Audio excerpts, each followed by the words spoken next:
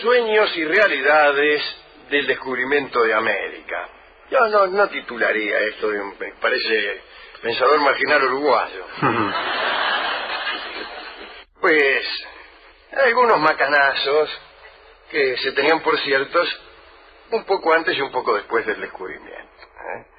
Efectivamente, antes de la aventura de Colón había un montón de mitos cosmológicos, cosmográficos, algunos de ellos de origen clásico, otros que habían nacido en la Edad Media, y convengamos que en el viaje de Colón muchos de esos mitos quedaron absolutamente en ridículo. Momento. Gracias. Muchísimas gracias. ¿Cómo le va? El público ha empezado a aplaudir después de oír que fue raro el aplauso de la frase. No, que algunos mitos aplaudieron el hecho de que algunos mitos clásicos quedaron al descubierto con el viaje de Colón. Yo, si hubiera oído eso, también hubiera irrumpido en aplausos y vítores. No creo que lo aplaudieron a usted. No. Llegué en el momento justo. Sí. Estuvo esperando. Bueno, está bueno algo rato que aplaudieran alguna frase enfervorizadora como esta, ¿sí?, que viene a acabar con los mitos de la Edad Media, y aprovechó y entró. A favor de esa actitud desmitificadora que tiene el público esta noche. Sí. Rebelde. El señor que saluda es nada menos que nuestro amigo Gillespie. Bien. En verdad, iban a ir a buscar algo, fueron a buscar algo y encontraron algo distinto. Esto ya. Y salió una mitología nueva. No es que la verdad vino a reemplazar a los mitos. En algún caso sí, pero en otros casos nuevos mitos se incorporaron a la colección. Gran mitificador y mistificador fue el propio Cristóbal Colón. Colón mintió mucho, pero las mentiras de Colón formaban parte de una estrategia. Lo que pasa es que Colón tenía una idea del objetivo de sus viajes y formó especies de arquetipos que no iba a modificar después, aun cuando comprobara otras realidades. Por ejemplo, quería ir al Asia, y aun cuando veía que aquello no era el Asia, se esforzaba en demostrar que sí lo era. Digamos, siguiendo la línea de razonamiento de Colón. Asia tendría enormes dimensiones que la acercarían a Europa por el oriente. El mar podría ser navegado en pocos días y en él se encontraba también la isla de Zipango, que es el Japón. Al contacto con el Nuevo Mundo, el hombre encontró cosas distintas, pero no se volvió atrás. Se emperró en hacer realidad sus sueños. Se emperró en que aquello era el Asia, en que todas las civilizaciones que veía eran correspondientes al extremo oriental. Trató de adaptarlas a las descripciones previas, por ejemplo, a las de Marco Polo. Marco Polo había ido a la China y la había descrito. Cada vez que veía algo en América, Colón decía, lo dicho. Esto es lo que Marco Polo contó. Llegó a decir que los indios traían bombardas, arcos, flechas, espadas y corazas, solo para que se parecieran a los chinos, pero no era así. Mintió hasta que pudo y después buscó explicaciones funcionales de lo que veía para poder proseguir sus expediciones y fundamentalmente para mantener sus altas prerrogativas. Bueno, por ejemplo, en el tercer viaje, o mejor dicho, no por ejemplo, sino otro ejemplo, en el tercer viaje ya con la brújula perdida, ¿no? La brújula interior, ¿no? Estaba loco, quiero decir. Colón identificó las costas de Venezuela con las islas periféricas del Asia, después identificó el monte Cristi con el monte de Salomón, y el Golfo de Paria era para él ninguna cosa menos que el paraíso terrenal. Los remolinos de la desembocadura del Orinoco eran el caudal de agua dulce de los 4 ríos que nacían en el paraíso. En fin. En el cuarto viaje confundió Centroamérica con Tianda, un nombre dado a la Cochinchina por Marco Polo, y creyó recorrer la zona del Cresoneso Áureo o la península malaya, donde él creía que se encontraban las famosas minas del rey Salomón. Claro, imagínense, si usted dice, estoy cerca de las minas del rey Salomón, el rey de España se va a poner muy contento, porque dice, las minas del rey Salomón van a formar parte de la corona española. Vamos a seguir financiando los viajes de este muchacho Colón. Ahora, si usted le dice, mire, estoy llegando aquí donde Judas perdió el poncho, sí, gente todavía no, qué sé yo. No. El caso es que vamos a pasar revista a algunos pequeños mitos de aquella época. A ver. Después de esto, que fue nada más que un exordio. El primero es el mito de la Antilla, que aparece antes de Colón. La Antilla era una isla legendaria que apareció en un mapa de 1367, el mapa de Pisigali. Los italianos eran muy buenos cartógrafos, y Pisigali, adivino, era italiano. Y en todo caso, indio, de la India. Algunos apellidos de la India sí, parecen italianos, pero otros no. Nadie en la India se llama Pisigali. El caso es que Pisigali puso en un mapa la Antilla, y después de Pisigali todos los cartógrafos sucesivos empezaron a poner en sus mapas la isla Antilla, porque ya sabe cómo es los cartógrafos. Los cartógrafos rara vez van a ver el océano para ver si están las islas. No, ponen lo que otros cartógrafos han puesto. Como esos periodistas que para ver a quién van a entrevistar leen el reportaje anterior del tipo. El reportaje anterior que se hizo teniendo en cuenta el anterior. Que se hizo teniendo en cuenta el anterior, y así hasta el primer reportaje que dio el tipo, de suerte que ese hombre de público, que todos los hombres públicos contestan siempre el mismo reportaje. Sí, muy bien. Creo que es verdad. Sí. Se viene un reportaje anterior, mal hecho, pero no lea un libro, algún registro, alguna cosa. No, el reportaje anterior. ¿Y el reportaje anterior dónde se abasteció? En el anterior. Y a modo de, ¿usted dijo alguna vez que...? Claro, ¿dónde lo dije? En un reportaje. Bien, discúlpeme. El caso es que todos empezaron a poner en sus mapas la isla Antilla, sin haberla visto nunca, desde luego. Ahora eso sí, cada cual la ponía donde se le ocurría. En algunos mapas quedaba bien más abajo, más arriba. ¿Sí? Esto ocurrió aún después de 1492. Los portugueses buscaron durante muchos años esta isla. En 1462, João Bogado, en 1473, Gonçalves de Câneva, y hasta después del viaje de Colón, los portugueses seguían buscando la isla. Colón conocía el mito de la isla Antilla, y es probable que también haya soñado con encontrarla. Pero todas esas obsesiones, los sueños de islas perdidas, los sueños de Asia y Oriente, los antiguos mitos también de la Grecia clásica, crearon espejismos y falsas ilusiones. Vamos a seguir con la lista porque es extraordinaria. Ni bien desembarca Colón en América, empezaron a decir que había hombres que tenían el rostro a la altura del vientre. Repito, ni bien desembarcado, antes que se supiera mucho todo, entre las primeras noticias figuraba esta: en América, querida señora, hay hombres que tienen el rostro a la altura del vientre. Y ahí callaba. El cosmógrafo llamado John de Hollywood, fíjese qué nombre, ¿no? Una especie de cineasta a banda lepre. Decía que los hombres en América eran de color azul y que tenían la cabeza cuadrada. Ya voy. Lo cual es cierto en algunos casos. Contaban acerca de los mutayas, que decían que eran personas con los pies al revés. De suerte que quien no los conociera y resolviera seguir sus huellas, caminaría siempre al contrario de ellas.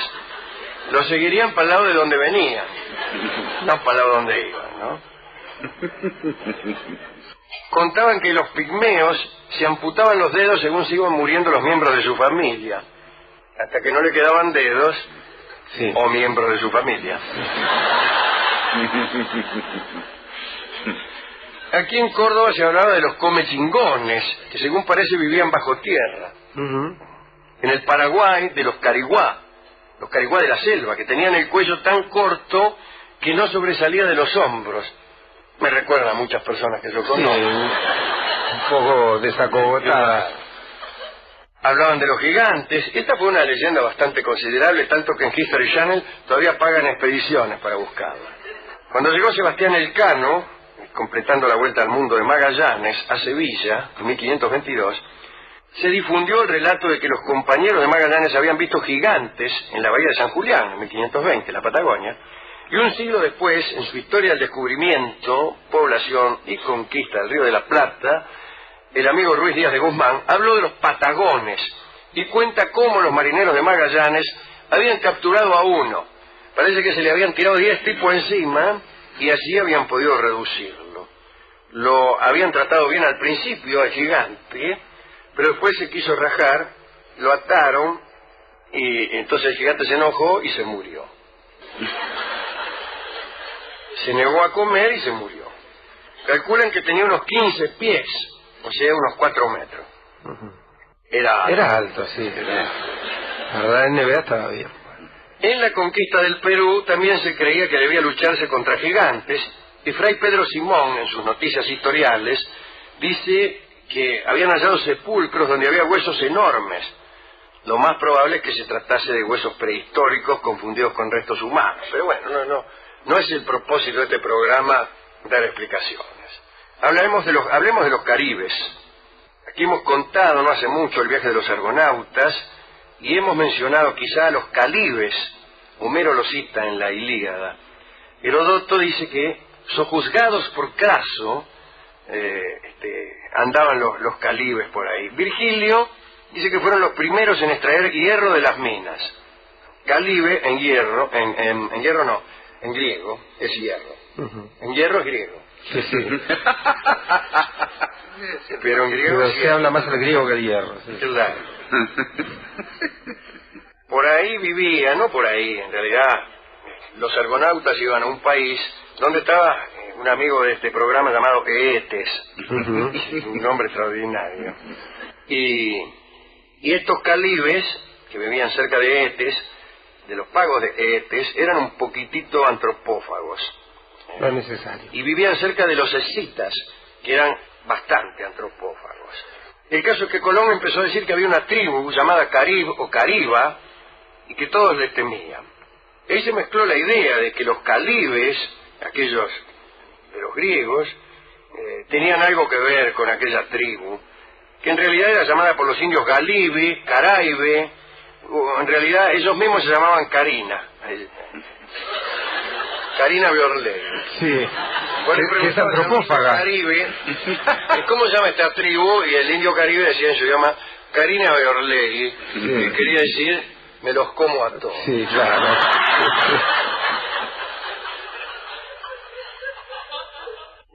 Ese testimonio de que los caribes se llamaban a sí mismos Carina, lo dio nuestro amigo von Humboldt, aquel que... de la calle. Sí, el de la calle Humboldt. Claro. Generalmente sucede que las tribus indígenas no se llaman a sí mismas como las llaman los demás, ¿no? Si hubiera habitantes en Marte, no se llamarían a sí mismos marcianos, y el mismo planeta quizás no se llamaría Marte, sino la Tierra.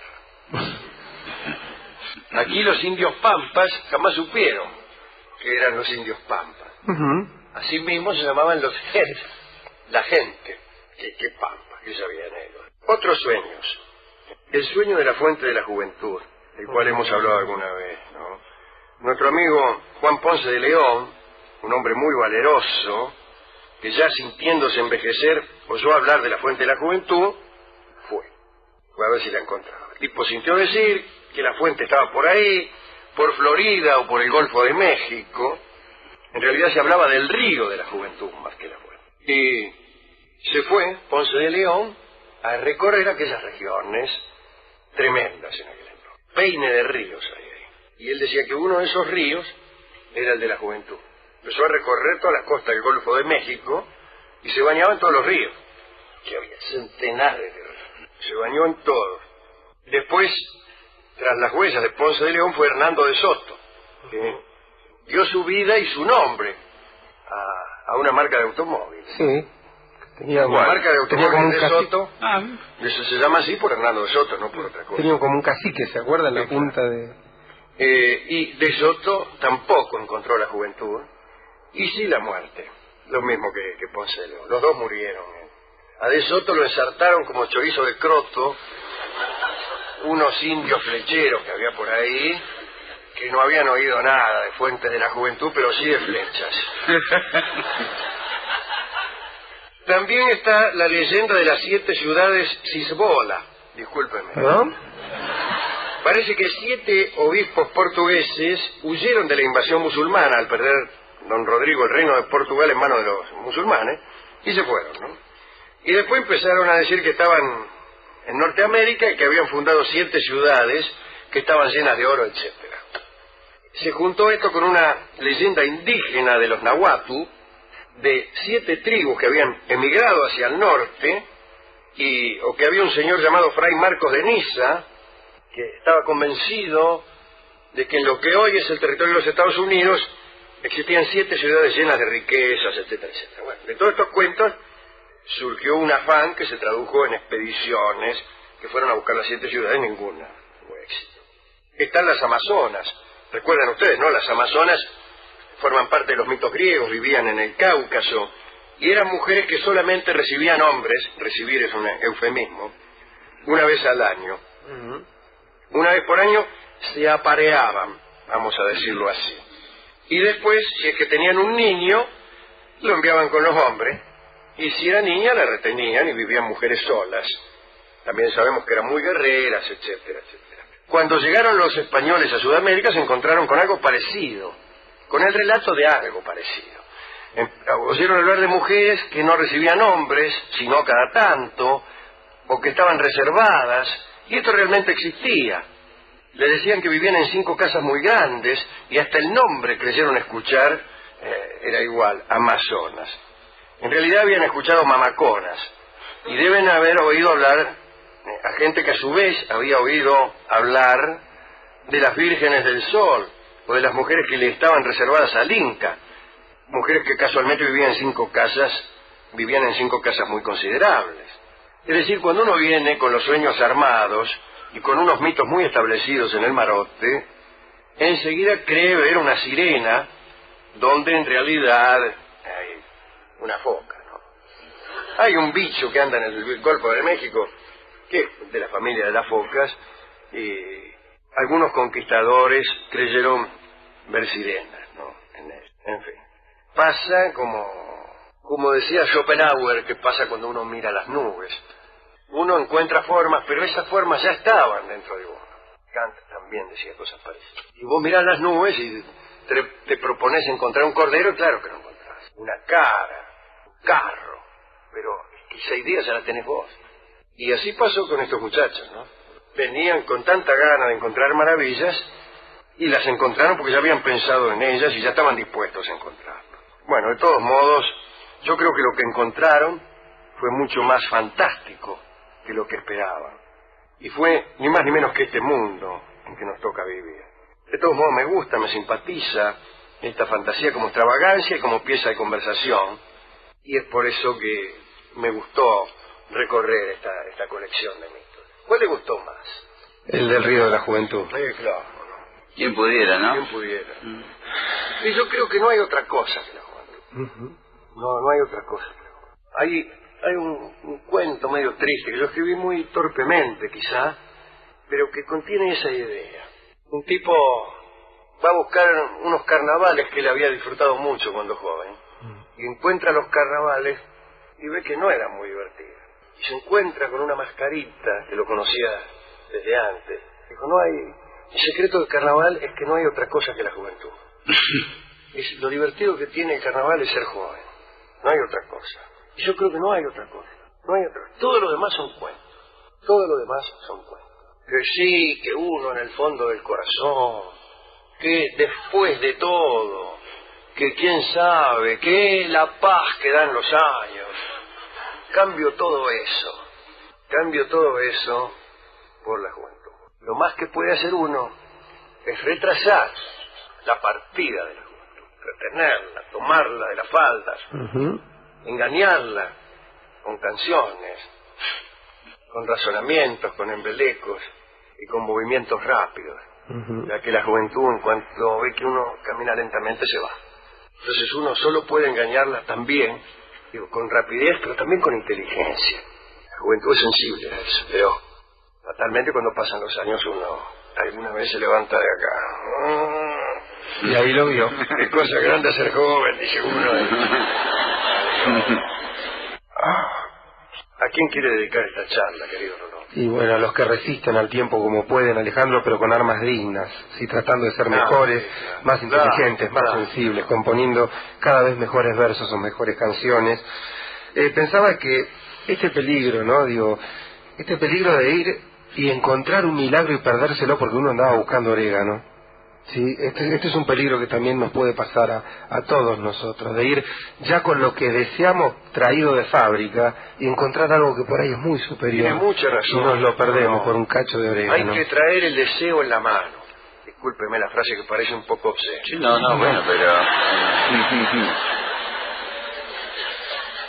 Para que rápidamente advierta lo que hay. Parado arriba del hombro el deseo. No en el bolsillo de atrás ni escondido. No, ahí, para que el deseo mismo sea el que resuelva, y no para que la memoria de haber deseado algo sea lo que resuelva. Yo voy a los bailes, querido Gillespie, sin preconceptos. Claro, bien. Anote esa frase. Voy a los bailes sin preconceptos. ¿Para qué? Para que el deseo esté ahí rápidamente. ¡Uy, mirá! Aquella, chau, me gustó. Si uno va pensando que le gustan rubias de 1,70, o peor aún, Alejandro, abogadas, buscando una mina en particular que le han dicho que va a ser milonga. Ese es un error también. El otro día estuve, ayer. ¿En serio? Sí, ayer estuve en lo de Fernando Peña. Sí. Ahora tiene que decir en serio. ¿En serio? Sí.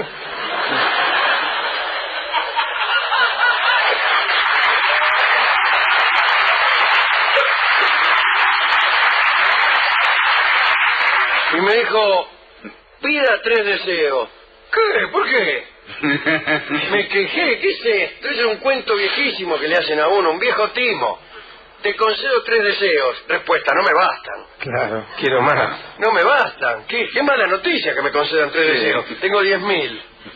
¿Por qué me vas a conceder solo 3? Sí, no me concedas ninguno y déjame ver cuánto llego yo. Dame el 50% de los que tengo. 3 es nada. 3 es nada. Cada vez que alguien dice te concederé un deseo, en realidad lo que está haciendo es bloquear el camino de todos los demás. Así que no voy a buscar una mena. No. Está bien. Ni 3.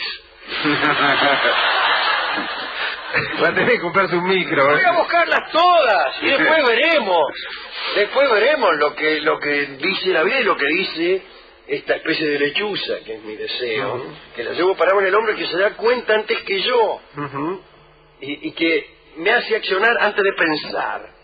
Ahí es donde hay que llevar el deseo, delante del pensamiento, no atrás. Hay algo de esto que mete miedo, Alejandro, ¿no? Pienso en esta famosa frase que dice más o menos que bueno, murió en la de él, murió en la de uno, murió en la ley de uno. Cuando se habla de un testarudo, cuando se habla de alguien que ha llevado sus sueños hasta un camino tal que casi se toca con la locura, ¿sí? Casi se toca con la psicosis. La realidad demuestra otra cosa y ni el tipo no renuncia y dice, mirá que bueno, sigue con la de él. Equivocado, pero la de él. Bueno, yo temo a eso, porque... ¿Cómo no le va a temer? Es una característica principalísima de Hitler. Exactamente. Bueno, por eso le temo, ¿no? Cuando cae esto en manos de la ciencia o del poder es peligroso. Por eso digo que está bueno esto de poder tener deseos, pero no confundamos la frase, ¿no? Los sueños que eclipsan, los sueños que se parecen a una alucinación un poco psicótica a veces, con la capacidad de desear cada vez más. Y dentro de estos deseos, qué mejor, Alejandro, que el que usted postulaba recién, ¿no? El deseo de ser jóvenes, es decir, el deseo de estar siempre cerca del amor y la pasión. Vamos a ilustrar esta charla. Quiero decir que hemos ido a la discoteca, hemos recorrido un largo camino burocrático y hasta que nos topamos finalmente con un discotecario no muy proclive a las ilusiones y a los sueños y nos dio este hermoso balsecito que se llama Soñar y nada más.